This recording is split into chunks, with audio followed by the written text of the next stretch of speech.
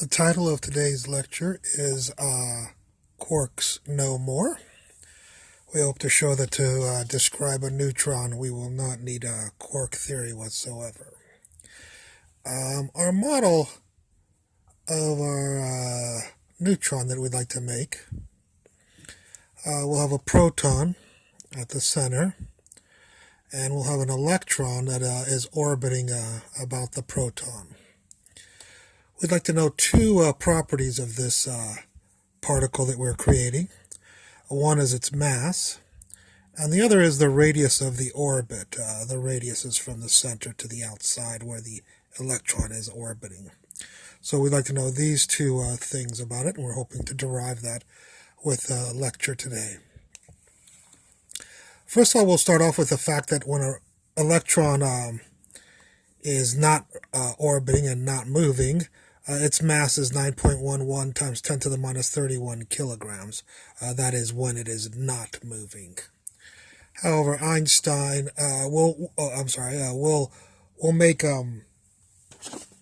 our orbiting velocity of the electron be 2.7546 times 10 to the 8th meters per second. That's how fast the electron will be orbiting about our proton, which is about 0.9182 times the speed of light. It's quite fast. Einstein, through special relativity, says that when an object has a certain velocity, its mass will increase from its rest mass. So this is the equation, Einstein's equation for the mass increase.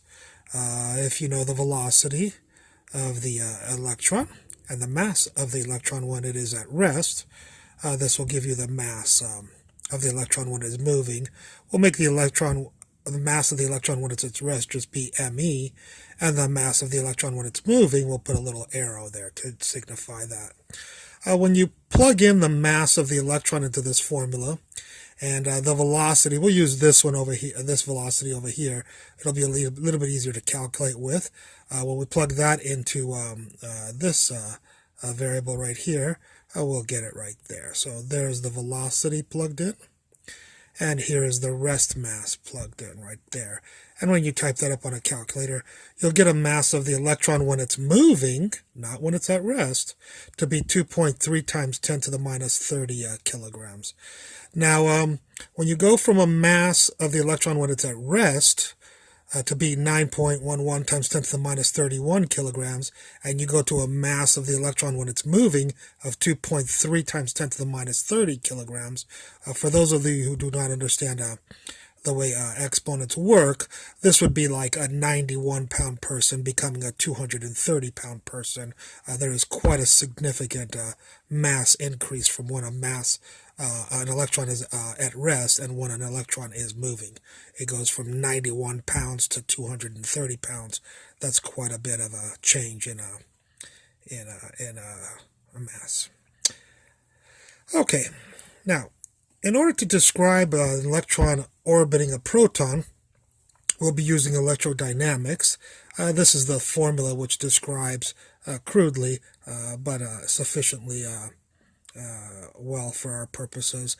This describes the equation of the orbit here. This is the electrostatic force which attracts the negative to the positive, and this is the mass times the acceleration of the electron.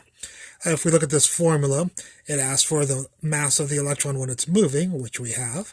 It asks for the velocity, which we will be using this velocity in this equation for unit sakes. K is a constant, and Q is the charge on the proton and the electron, which is the same except that the proton is positive and the electron is negative. And if we know these four quantities, this equation will give us the radius of the orbit, which is one of the things we'd like to know about this particle that we're constructing. So here's our formula. Here is Q. We'll be typing that into here. Here's the mass of the moving electron. We'll be typing that in here. Here's the velocity. We'll be typing that in there, plugging that into there. For K, it's 9 times 10 to the 9th is just a electrostatic constant. We'll be plugging that in there.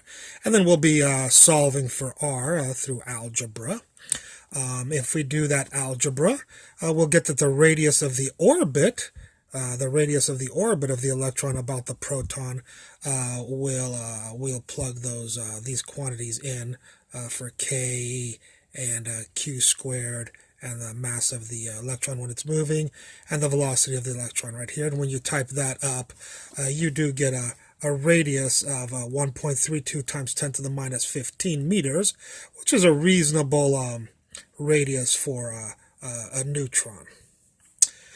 Finally, we'd like to know, so we finally have one of the things that we wanted to know. What is the radius of the orbit of the electron about the proton? And it's 1.32 times 10 to the minus 15 meters, which is a quite suitable radius for a neutron.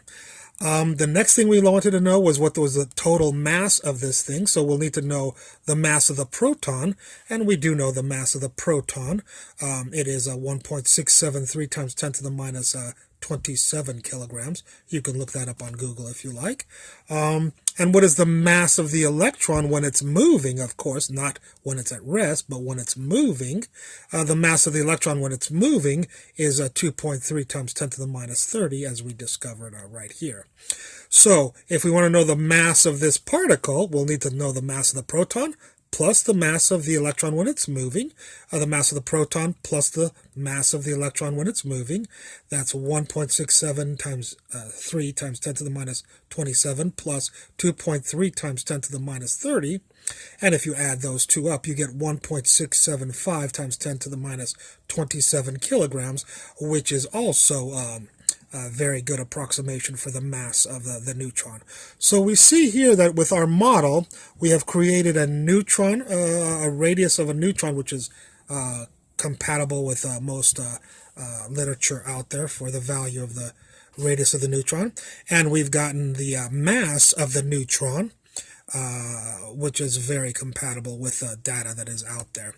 So what we find here is that we can conclude that the Quark description of the neutron is totally unnecessary and quite possibly wrong. I hope you enjoyed this lecture, and I look forward to any comments you might have concerning it. Thank you very much. Bye.